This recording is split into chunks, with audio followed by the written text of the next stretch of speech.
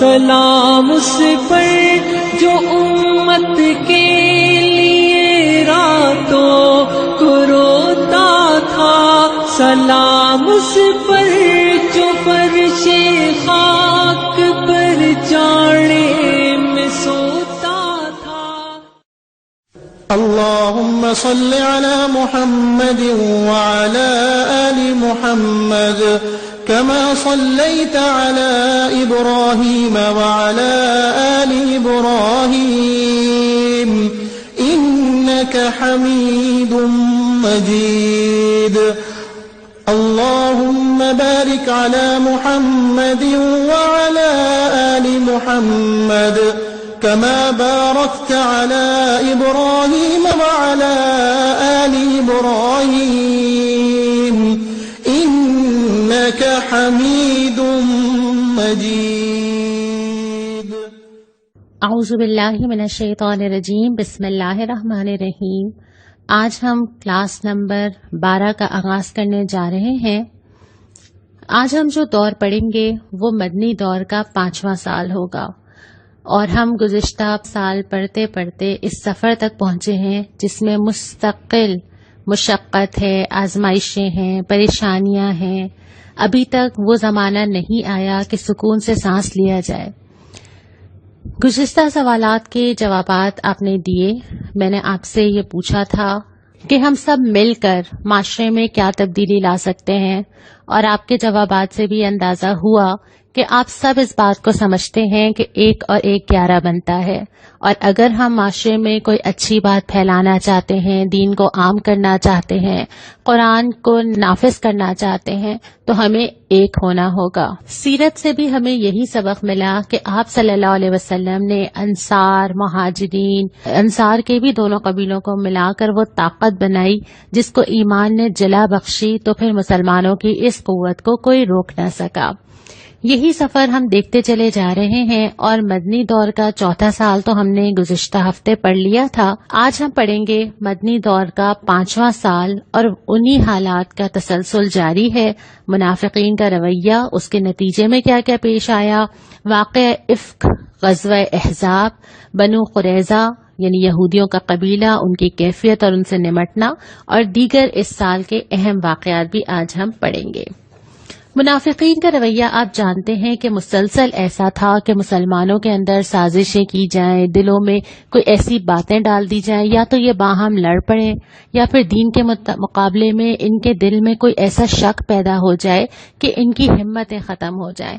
تو ایک مسلسل رویہ چل رہا تھا، غزوات و سرایا میں جاتے، باتیں بناتے، مدینہ میں باتیں بناتے، کیا مل رہا ہے ایمان لا کر، کیا بادشاہت مل گئی، کون سی طاقت حاصل ہو گئی، اچھا خواب تو یہ سنے تھے، اور نتیجہ یہ ہے اپنے شہر کا دفاع کرنا پڑ رہا ہے، اپنی جانیں دینی پڑ رہی ہیں۔ ہر دور میں لوگ سوال اٹھاتے ہیں نا کہ ایمان پہ چل کے حاصل کیا ہو رہا ہے۔ حاصل جنت کے بجائے دنیاوی فائدوں کو گنا جاتا ہے۔ تو منافقین کا یہ رویہ مسلسل جاری تھا، اور اس کی وجہ سے چھوٹے بڑے واقعات پیش آ رہے تھے۔ لوگوں کے دلوں میں بات ڈال کے ایسی ایسی چیزیں کریٹ کر دینا کہ لوگ خود متزلزل ہو جائیں۔ تو غزوات و سرایا میں بھی سلسلہ جاری تھا، بہت سارے غزوات و سرایا چلتے چلے گئے۔ مسلمانوں نے جہاں یہ محسوس کیا کہ ان کو تلوار اٹھانے کی ضرورت ہے، انہوں نے اٹھائی، اور اسی دوران غزوہ بنی مصطلق پیش آیا، اور اس غزوہ میں بھی یہی ہوا کہ بہت سارے واقعات کے ساتھ اہم ترین چیز یہ رہی کہ عبداللہ بن ابی نے بہت ساری ایسی باتیں زور و شور سے کہیں۔ میں نے آپ کو پچھلی دفعہ یہ بات کہی تھی نا کہ غزوہ احد کے بعد ان کی ہمتیں بڑھی تھیں، اور یہ منافقین اور یہود اور یہ سمجھ رہے تھے کہ اب یہ وقت ہے کہ چوٹ لگانی چاہیے، تو انہوں نے بہت ساری ایسی باتیں کی جس کی وجہ سے بہت انتشار اور فتنہ پھیلا۔ انہوں نے اس غزوے سے واپسی پہ عبداللہ بن ابی نے یہ بات کی کہ جب ہم جائیں گے، واپس پلٹیں گے، تو مدینہ جا کے عزت دار آدمی وہاں سے دوسرے ذلیل آدمی کو نکال دے گا۔ اس پہ بہت لوگوں کے اندر اضطراب پیدا ہوا. قریب تھا کہ لوگ آپس میں لڑ پڑتے. آپ صلی اللہ علیہ وسلم نے حکمتاً یہ طریقہ اختیار کیا کہ غزوے سے واپسی پہ آپ نے لشکر کو اتنا سفر کرایا کہیں پڑاؤ ہی نہیں ڈالا کہ نہ لوگوں کو اتنا موقع ملے، نہ وہ بیٹھے، نہ اس پہ گفتگو ہو. جب چلتے لوگ تھک گئے تو آپ نے پڑاؤ ڈالا تاکہ لوگ فوراً ہی جو ہے وہ آرام کرنے لگ جائیں اور گفتگو نہ کریں. اب جب یہ بات پھیلی اور لوگوں کے علم میں آئی، سب سے پہلے تو عبداللہ بن ابی نے کہا نہیں، میں نے تو یہ بات کی ہی نہیں ہے نا. اور حضرت زید کی بڑی مزے کی بات ہے، وہ چھوٹے اور ینگ تھے نا اس وقت، تو ان کے اوپر سے اس نے صحیح آپ کو بتائی نہیں ہے، اس نے تو سنی نہیں ہوگی، اس نے کچھ اور ہی کہہ دیا اپنی طرف سے. حضرت زید بتاتے بھی ہیں کہ مجھے بہت غم ہوا اور مجھے اتنا افسوس ہوا کہ میرے بارے میں ایسے کہا گیا اور صدمہ ہو گیا اور گھر پہ بیٹھ گیا. اور پھر اللہ تعالیٰ نے سورہ منافقون میں یہ آیت نازل کی اور یہ جملہ دہرایا کہ یہ منافق یہ کہتے ہیں، ان کا یہ جملہ ہے. حضرت زید بڑے خوش ہوئے. آپ صلی اللہ علیہ وسلم نے ان کو بلا کے بھی کہا کہ اے زید، اللہ نے تمہاری تصدیق کر دی. پھر اس کے بعد یہ عبداللہ بن ابی کی جو کیفیت تھی، یہاں تک کہ ان کے اپنے بیٹے نے آ کے کہا کہ رسول اللہ مجھے آپ حکم دیجئے، میں اس کو قتل کروں گا. لیکن جو ہے وہ آپ صلی اللہ علیہ وسلم نے اس کا حکم نہیں دیا. ایک واقعہ تو یہ چل رہا تھا، اس کی وجہ سے مسلمانوں کے اندر انتشار، بے چینی ہو رہی تھی. دوسرا واقعہ یہ ہوا کہ حضرت عائشہ رضی اللہ تعالی عنہا، وہ بھی بہت ینگ تھی، ٹین ایجر ہی تھی اس وقت. حضرت عائشہ کے پاس ایک ہار تھا جو کہ جب وہ جانے لگے اس سفر سے اور لشکر اٹھنے لگا تو ہار نہ ملا. انہوں نے سوچا ہار ڈھونڈ لوں، اتنی دیر میں لوگوں نے پڑاؤ سے اٹھ گئے اور لشکر چل پڑا. حضرت صفوان کی ذمہ داری تھی کہ وہ بعد میں دیکھیں کہ کوئی چیز رہ تو نہیں گئی ہے. وہ پہنچے اور پردے کا حکم آنے سے پہلے حضرت عائشہ کو دیکھ چکے تھے تو وہ پہچان گئے. انہوں نے کہا آپ یہاں کیسے؟ تو حضرت عائشہ نے بتایا تو انہوں نے خاموشی سے اونٹ آگے کر دیا. حضرت عائشہ سوار ہو گئیں اور حضرت صفوان ان کو لے کے لشکر کے پیچھے پیچھے پہنچ گئے. اب بظاہر تو یہ کوئی غیر معمولی واقعہ نہیں ہے نا، ایسا ہو جایا کرتا ہے اور ایسا ہونا کوئی انہونی بات نہیں ہے. لیکن جہاں پہ کوئی انسان شر پھیلانا چاہتا ہو اس کو تو وجہ بھی نہیں چاہیے ہوتی. یہاں تو وجہ مل گئی تھی، یہاں تو پوائنٹ تھا، رائی تھی جس کا پہاڑ بنا دیا جائے. اور منافقین نے یہی کہا. انہوں نے کیا کیا کہ حضرت عائشہ اور حضرت صفوان کے کردار پر تہمت لگائی، نعوذ باللہ. اور یہ ایسی چیز تھی، ہر دور میں یہی ہوتا ہے کہ جو انسان دین کے اوپر چلتا ہے، جب اس کے معاملات میں کوئی چیز نہیں ملتی نا، لوگ کردار پہ سوال اٹھانا شروع کر دیتے ہیں، مشکوک بنا دیتے ہیں. جب کردار پہ سوال اٹھایا جائے گا تو ساری دعوت ہی مشکوک ہو جائے گی، سارا دین ہی مشکوک ہو جائے گا. اور یہ تو نبی کریم صلی اللہ علیہ وسلم کی کلوز فیملی تھی. اور اس کے بعد پھر جو رویہ اس کے اندر رہا، اب جب یہ باتیں آپس میں چلتی چلی گئیں، مسلمانوں میں پھیلی، آپ اندازہ کر سکتے ہیں ڈسکشنز ہوئے ہوں گے، باتیں ہوئی ہوں گی، ہر جگہ یہ ڈسکس ہو رہا ہوگا. کچھ لوگ معصومیت میں شامل ہوئے، کچھ لوگوں نے یقین کیا، کچھ لوگوں نے کہا نہیں یہ ہو ہی نہیں سکتا. ملے جلے رد عمل تھے. اس تمام چیزوں کے اندر آپ صلی اللہ علیہ وسلم کی کیفیت کیا تھی کہ آپ صلی اللہ علیہ وسلم نے بالکل خاموشی اختیار کی. اور آپ نے قریب کے، ہمیں ملتا ہے کہ کچھ صحابہ سے جو بہت کلوز تھے ان سے مشورہ بھی کیا، لیکن پھر آپ نے خاموشی ہی اختیار کی. حضرت عائشہ کی کیفیت کیا تھی؟ واپس آئیں سفر سے آ کے، بیمار ہوئی، انہیں معلوم ہی نہیں تھا، پتہ ہی نہیں تھا یا سوچا ہی نہیں تھا کہ یہ بھی کچھ ہو سکتا ہے. بہت بعد میں جا کے حضرت عائشہ کو حضرت ام مستہ سے ان کے ساتھ وہ نکلی اور باتوں میں ذکر نکلا اور پھر حضرت عائشہ کو پتہ چلا. اس کے بعد پھر حضرت عائشہ کے اوپر انتہائی غم طاری ہوا، بہت روئیں، بہت پریشان ہوئی. اچھا، اس کے بعد پھر ایک اور ہمیں جو اسلام کے لیے رہنما چیز ملتی ہے کہ نبی کریم صلی اللہ علیہ وسلم براہ راست حضرت عائشہ کے پاس آئے اور آپ نے حضرت عائشہ سے ڈائریکٹلی بات کی کہ بس یہ مجھے پتہ چلا ہے، لیکن اللہ تعالیٰ تمہاری برات نازل کر دے گا نا. میں تو نہیں جانتا کچھ بھی، لیکن میں جانتا ہوں کہ اللہ تعالیٰ اس معاملے کو واضح کر دے گا، تم اللہ تعالیٰ سے توبہ کرو. حضرت عائشہ کا جواب کیا تھا؟ حضرت عائشہ کا جواب یہ تھا کہ جو سمجھ لے، میں جانتی ہوں نا، میں اپنے بارے میں جانتی ہوں کہ میں بری ہوں اور میں سمجھتی ہوں کہ مجھے اللہ تعالیٰ کی مدد مطلوب ہے. حضرت عائشہ نے قرآن کی وہ آیت جس میں حضرت یعقوب علیہ السلام کے جملے ہیں وہ کوٹ کی کہ صبر ہی بہتر ہے اور جو کچھ تم لوگ کہتے ہو مجھے اس پر اللہ کی مدد چاہیے. اور اس کے بعد حضرت عائشہ خاموش ہو گئیں اور پھر نبی کریم صلی اللہ علیہ وسلم کے پاس وحی آئی جس میں اللہ تعالیٰ نے برات نازل کی. اور اس کے بعد والی بات بھی بہت مزے کی ہے. آپ صلی اللہ علیہ وسلم نے فرمایا، اے عائشہ رضی اللہ تعالی عنہ، اللہ نے تمہیں بری کر دیا. اور حضرت عائشہ کی والدہ نے کہا کہ عائشہ اٹھو، نبی صلی اللہ علیہ وسلم کا شکریہ کرو. تو حضرت عائشہ نے کتنے مزے کی بات کی. انہوں نے کہا کہ میں تو اللہ تعالیٰ کا شکریہ ادا کروں گی نا. کتنی بڑی تسلی اور سکون ہوگا نا اس وقت. یہ اللہ تعالیٰ اپنے بندوں کو چھوڑتا تھوڑی ہے. اور مسلمانوں کی کیفیت کیا تھی کہ مسلمانوں کے اندر ملا جلا رد عمل تھا. دیکھیں انسان تو ہر طرح کے ہوتے ہیں نا. کچھ نے یقین کر بھی لیا، کچھ نے بالکل نہیں کیا. لیکن اللہ تعالیٰ نے اس کے بعد جتنی آیات نازل کی، سورہ نور کی جو 10 آیات ہیں، اس میں اللہ تعالیٰ نے بہت زیادہ گفتگو ان سے نہیں کی کہ مشرکین تو ہیں ایسے، یہ تو کرتے ہی یہ ہیں، ان پہ اللہ کا عذاب ہو. اللہ تعالیٰ نے مسلمانوں کو مخاطب کیا کہ ایک بات آئی تھی، لوگوں نے کہی تھی، تمہیں کیا کرنا چاہیے تھا، تم نے کیا کیا اور تم کیا کرتے تو بہتر تھا. یہ میں آپ کے اوپر چھوڑتی ہوں. اس ہفتے کا سوال یہی ہے کہ سورہ نور کی جو یہ 10 آیات ہیں، آپ اس کو پڑھیں گے اور آپ مجھے بتائیں گے کہ ایسے کسی بھی واقعے میں سورہ نور کی روشنی میں ہمیں کیا ہدایت ملتی ہے کہ جب ہمارے کانوں میں کوئی بات پڑے تو ہمیں کیا کرنا چاہیے. یہ منافقین کی بہت بڑی سازش اور فتنہ تھا جو اللہ کی مدد سے ناکام ہوا. اس کے بعد جن لوگوں نے اس میں غلطی سے حصہ بھی لیا تھا انہیں اسلامی قانون کے مطابق سزا دی گئی. اس کے بعد پھر ایک اور اہم چیز جو سامنے آئی وہ غزوہ احزاب یا غزوہ خندق تھا. احزاب کہتے ہیں فوجوں کو، بہت ساری فوجوں کا ایک ساتھ جمع ہو جانا. ہم نے پڑھا تھا یہودیوں کا قبیلہ تھا بنو نذیر جسے جلا وطن کیا گیا تھا، اور سازشی ذہن تو تھا، خیبر پہنچے تھے، لیکن یہ تھا کہ اچھا بدلہ لینا ہے. جب ان کو غزوہ احد کی کیفیت پتہ چلی تو انہوں نے سوچا کہ اب رائٹ ٹائم ہے، ہمیں اپنے ساتھ اور لوگوں کو شامل کرنا چاہیے. مشرکین کے پاس گئے، ان سے کہا ہمارے پاس بھی اسٹرینتھ ہے، تمہارے پاس بھی اسٹرینتھ ہے، ہم مل جاتے ہیں، آس پاس کے سارے قبیلوں کو ملا لیتے ہیں. اور پھر انہوں نے رابطے کرنا شروع کیے، اور یہ قبیلوں کا مجموعہ جس کے پاس جتنی فوج، طاقت، اسلحہ، سامان، اسٹرینتھ تھی، سب جمع ہو گئے اور جنگ کی تیاری شروع کی. اور 10,000 افراد جو مدینہ کی کل آبادی سے بھی زیادہ تھے، سب کے سب مدینہ کی طرف روانہ ہوئے. آپ صلی اللہ علیہ وسلم کو اس کا جب معلوم ہوا، خبر ہو گئی، تو آپ نے حسب معمول، اسلام کا طریقہ ہے کہ مشورہ کیا جائے گا، آپ نے سب سے مشورہ کیا. حضرت سلمان فارسی رضی اللہ تعالی عنہ نے مشورہ دیا کہ ہم جب جنگیں کیا کرتے تھے پہلے، یہ مدینہ کا طریقہ نہیں تھا، لیکن انہوں نے کہا کہ ہماری طرف یہ ہوتا تھا کہ ہم خندق کھود لیتے تھے، اور یہ مکہ کے لوگوں کے لیے بھی بالکل ان ایکسپیکٹڈ چیز تھی، ان کو ایسی کوئی جنگی حکمت عملی نہیں معلوم تھی.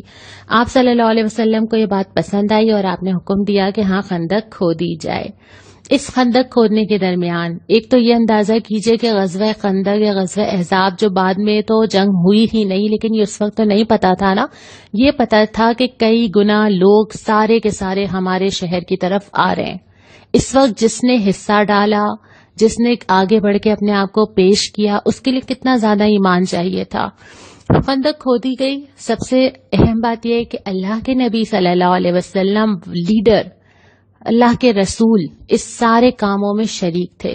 آپ صلی اللہ علیہ وسلم بھی اسی طرح پتھر توڑتے تھے، کلہاڑا مارتے تھے، لوگوں کے ساتھ ساتھ تھے، جس سے لوگ محسوس کرتے تھے اور لوگ تقویت پاتے تھے.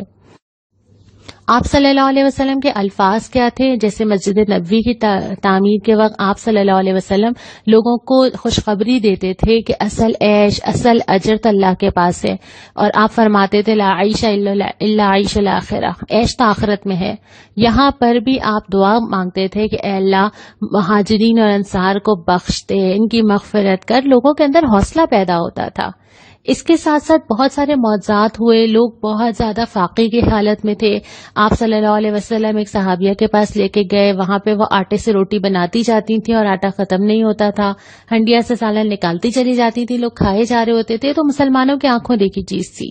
کہیں پہ کوئی اتنی سخت چٹان آ گئی، وہ نہیں ٹوٹ رہی، کسی سے نہیں ٹوٹ رہی. آپ صلی اللہ علیہ وسلم بھی فاقے کی حالت میں، اب اللہ اکبر اور آپ توڑتے ہیں اور وہ چٹان ٹوٹ جاتی ہے.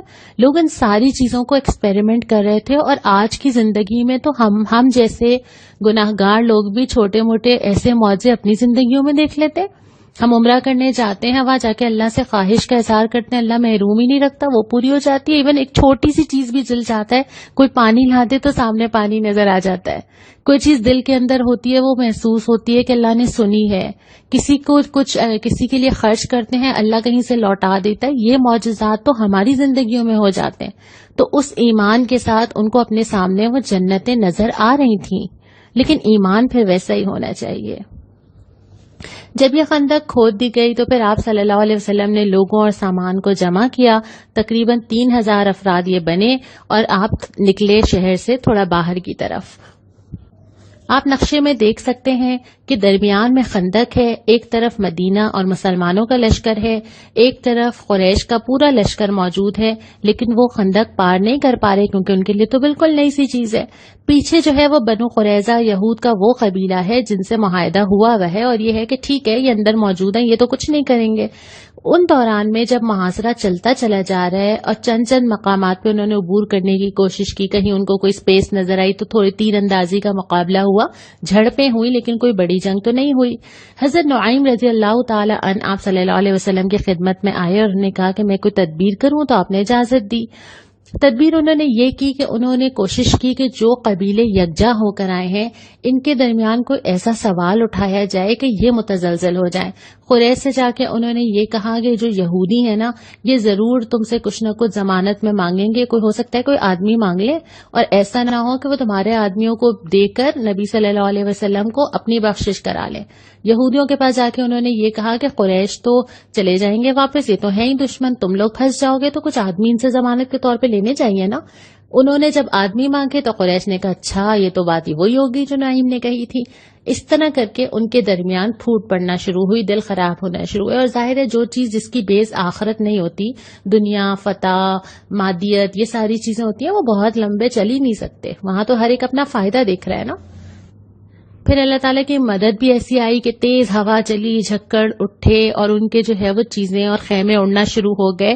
تو پھر جب اتنے لمبے محاصرے کے بعد آخر میں مشرکین جو ہیں وہ پسپا ہونا شروع ہو گئے. لیکن اہم بات یہ ہوئی اس دوران کہ یہ جو بنو قریظہ تھے انہوں نے بدعہدی کی. انہوں نے ایک ایگریمنٹ کے پاس لوگ گئے، انہوں نے کہا دیکھو آگے وہ لوگ ہیں، پیچھے سے تم لوگ حملہ کرو گے، درمیان میں ہم ان کو پیس دیں گے اور ہماری فتح ہو جائے گی. اور یہ ان کی باتوں میں آئے، انہوں نے بدتمیزیاں شروع کی، انہوں نے جا کے باتیں کرنی شروع کی. ان کے پاس صحابہ گئے تو انہوں نے جا کے بہت باتیں بنائی اور یہ مکمل طور پہ مقابلے کے لیے تیار تھے کہ آگے سے جیسے ہی ذرا سی بھی ہمیں کوئی ہنٹ ملے گی یا سگنل ملے گا ہم پیچھے سے حملہ کر دیں گے. اور آپ صلی اللہ علیہ وسلم کو یہ بات پتہ چل گئی اور اس کے بعد آپ نے تحقیق کرنے صحابہ کو بھی بھیجا اور انہوں نے بھی کنفرم کیا کہ بالکل ایسا ہی ہے. اب صورتحال آپ دیکھ سکتے ہیں، آپ کے سامنے نقشہ موجود ہے. آپ دیکھ سکتے ہیں کہ آگے بھی دشمن ہے، پیچھے بھی دشمن ہے اور درمیان میں مسلمان ہیں. لیکن اللہ تعالیٰ نے ایسی سچویشن بنائی اور ایسی ہیبت طاری کی کہ مشرکین پسپا ہو کر واپس ہو گئے. اور آپ صلی اللہ علیہ وسلم کے یہ جملے تھے کہ اب آج کے بعد ہم ان پہ چڑھائی کریں گے، وہ ہم پہ چڑھائی نہیں کریں گے، اب ہمارا لشکر ان کی طرف جائے گا. یہ اتنی بڑی اعصابی جنگ تھی 1 ماہ کی جو مسلمانوں نے جیتی. اور اس کے بعد پھر یہ ہوا کہ جب قریش کا لشکر لوٹا تو آپ صلی اللہ علیہ وسلم نے فوری طور پہ ان قبائل سے نمٹنا شروع کیا جنہوں نے اس وقت معاہدے توڑے تھے، اور مختلف چھوٹے چھوٹے سرایا ہوئے، صحابہ کی جماعت بھیجی گئی. اور پھر آپ صلی اللہ علیہ وسلم نے جب ان سے نمٹنا شروع کیا تو اسلام کی ایک دھاک تو بیٹھی ہی بیٹھی. لیکن اس سے زیادہ امپورٹنٹ ایک کام یہ ہوا کہ جیسے ہی آپ واپس آئے حضرت جبرائیل تشریف لائے، انہوں نے کہا کہ نہیں ابھی تو ایک کام باقی ہے، اور وہ یہ ہے کہ بنو قریظہ سے نمٹنا ہے. اگر موقع آ جاتا تو یہ بدترین دشمن ثابت ہوتے، اور اب چونکہ یہ معاہدہ توڑ چکے ہیں تو اب ان کے ساتھ بھی وہی معاملہ کیا جائے گا جو کسی بھی دشمن کے ساتھ کیا جاتا. حالانکہ آپ صلی اللہ علیہ وسلم نے آتے ہی یہود کے سارے قبیلوں سے معاہدہ کیا تھا، لیکن قرآن نے کہا ہے نا کہ تمہارے دوست نہیں ہو سکتے، اور یہ جب موقع ملے گا یہ تمہارے ساتھ یہی کریں گے، اس صرف وقت کا انتظار کرتے ہیں.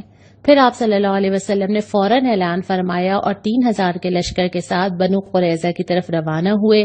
محاصرہ کیا گیا. اب تصور کیجئے 1 ماہ پہلے گزرے، پہلے 1 ماہ کی اعصابی جنگ گزری ہے لیکن 1 دن کا ریسٹ نہیں تھا. فوراً دوبارہ نکلے اب 25 دن کا محاصرہ ہوا ہے اور 25 دن ان کو گھیر کے رکھا گیا. آخر میں پھر انہوں نے، اللہ تعالیٰ ہی ہیبت ڈالتا ہے دلوں میں، انہوں نے بھی پھر ہتھیار ڈال دیے اور یہ کہا کہ اچھا فیصلے کا اختیار حضرت سعد بن معاذ رضی اللہ تعالیٰ عنہ کو دیا جائے. حضرت سعد بن معاذ رضی اللہ تعالیٰ عنہ آئے اور ان کے سامنے ساری بات رکھی گئی کہ جو فیصلہ آپ کریں گے اس کو قبول کیا جائے گا. انہوں نے سوچا اور انہوں نے کہا کہ ان کے گھر تمام مردوں کو، بالغ مردوں کو قتل کر دیا جائے اور باقی لوگوں کو جو ہے وہ اپنے تحویل میں لے لیا جائے. اور جب ان کو نکالا گیا اور قتل کیا گیا، ڈھیروں جنگی ہتھیار ان کے پاس سے برآمد ہوئے. اس سے پہلے ان کے ساتھ کوئی معاملہ نہیں تھا، اتنے سال اچھی طرح سے معاہدے کیے گئے تھے، لیکن انہوں نے خود اپنے آپ کو دشمن ڈکلیئر کیا تو بس ان سے نمٹنا پھر یوں ہی ضروری تھا. اس طرح مدینہ کے اندر سے جو ایک سازشی قبیلہ باقی تھا اس کا بھی خاتمہ ہوا. اس کے بعد قرآن میں غزوہ احزاب پہ اللہ تعالیٰ اسی طرح تبصرہ کرتے ہیں کہ دیکھو اللہ تعالیٰ نے تمہاری کیسی مدد کی نا. ایک تو یہ بتایا کہ منافقین نے کیا کیا روش اختیار کی، بڑی باتیں کی نا انہوں نے، وہ دہرائی اللہ تعالیٰ نے.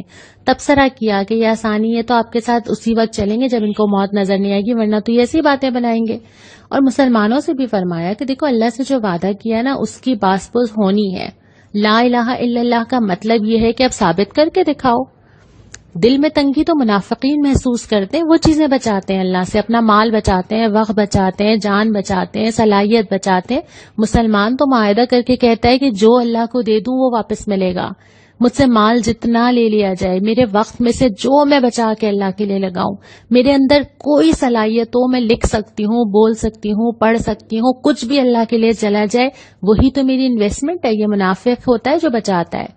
پھر یہ کہ اگر تم نمونہ دیکھنا چاہتے ہو تو اللہ کے نبی صلی اللہ علیہ وسلم کی ذات میں دیکھو ایک پریکٹیکل مومن، اور وہیں سے سیکھو کہ تمہیں کیا کرنا چاہیے. پھر اللہ تعالیٰ نے مومنین کی ایمانی کیفیت کی تعریف بھی کی ہے کہ اللہ ان کے لیے کافی ہو گیا. انہوں نے کہا اچھا یہی تو کرنا تھا، یہی تو قربانی دینی تھی، یہیں سے تو جنت ملے گی. ان کی تعریف کی اور پھر بنو قریظہ کا بھی ذکر کیا کہ جب انہوں نے آپ سے بدعہدی کی ہے تو پھر اللہ نے آپ کو قدرت دی ان کے اوپر، ان کے دلوں میں ہیبت بٹھا دی تاکہ آپ ان سے نمٹ سکیں. جو اہم واقعات اس سال میں ہوئے، نبی کریم صلی اللہ علیہ وسلم کا حضرت جویریہ رضی اللہ تعالی عنہا اور حضرت زینب رضی اللہ تعالی عنہا سے نکاح ہے. منہ بولے بیٹے سے متعلق احکامات جو آپ صلی اللہ علیہ وسلم نے حضرت زینب سے نکاح کیا، جو پہلے حضرت زید رضی اللہ تعالی عنہ کی زوجیت میں رہ چکی تھی، جو کہ آپ صلی اللہ علیہ وسلم کے منہ بولے بیٹے تھے. تو اس کے اوپر بہت طوفان اٹھا، بڑی باتیں ہوئی، لیکن اس رسم کو توڑا گیا اور قرآن نے خود اس کے اوپر تبصرہ کیا کہ منہ بولا بیٹا اصلی بیٹا نہیں ہوتا. تو یہ احکامات آئے. پھر خواتین کے لحاظ سے بہت سارے احکامات سورہ احزاب میں بھی آپ کو نظر آئیں گے. پردے کے احکامات جو ہیں وہ اس سال آئے. اس کے بعد یہ کہ اگر کوئی کسی کے اوپر الزام لگاتا ہے اور وہ غلط ثابت ہوتا ہے تو اس پہ حد جاری کی گئی. یہ کوئی عام بات نہیں ہے کہ آپ کسی کے اوپر زنا کا الزام لگا دیں. اور اسی طرح لعان کا قاعدہ، اگر میاں بیوی آپس میں ایک دوسرے کے کردار پہ شک کریں کیا کیا جائے گا، یہ بھی قرآن میں آ گیا. پھر یہ کہ زہار کے بھی بارے میں آ گیا کہ اگر شوہر اپنی بیوی کو یہ کہہ دے کہ تم میری ماں کی طرح ہو، پہلے اس کو طلاق تصور کیا جاتا تھا، اللہ تعالیٰ نے اس کی نفی کی. حضرت عائشہ کا جو ہار گما تھا اس کے بعد جو واقعہ ہوا اور اس لشکر کے پڑاؤ کے دوران تیمم کا حکم آیا، پانی نہ ملنے کی صورت میں کیا کیا جائے. نماز خوف کا حکم بھی اس سال آیا کہ اگر دشمن اس طرح سامنے موجود ہو اور نماز پڑھنی ہو تو کیا کیا جائے. تو یہ ساری چیزیں ساتھ ساتھ زندگیاں بھی چل رہی ہیں، ساتھ ساتھ جنگیں بھی چل رہی ہیں، احکامات بھی آ رہے ہیں، اسلامک سوسائٹی بھی وجود میں آ رہی ہے، اسلامی ریاست کا نقشہ بھی بن رہا ہے. آپ دیکھ سکتے ہیں کہ نبی کریم صلی اللہ علیہ وسلم کی نبوت کے بعد کتنے سال گزر چکے؟ 18 سال. 18 سال سے یہ کیفیت ہے کہ کشمکش ہے، آزمائشیں ہیں، جانیں جا رہی ہیں، قربانیاں دی جا رہی ہیں. سیٹل ہونے کا وقت نہیں آ رہا. ابھی تو صرف یہ ثابت کرنا ہے کہ ایمان کتنا سچا ہے. لیکن چونکہ اس دفعہ ہم نے پڑھا کہ آپ صلی اللہ علیہ وسلم نے فرمایا کہ اب تم ان پہ چڑھائی کرو گے، اگلے سال سے ہم دیکھیں گے کہ حالات کیا شفٹ کرتے ہیں.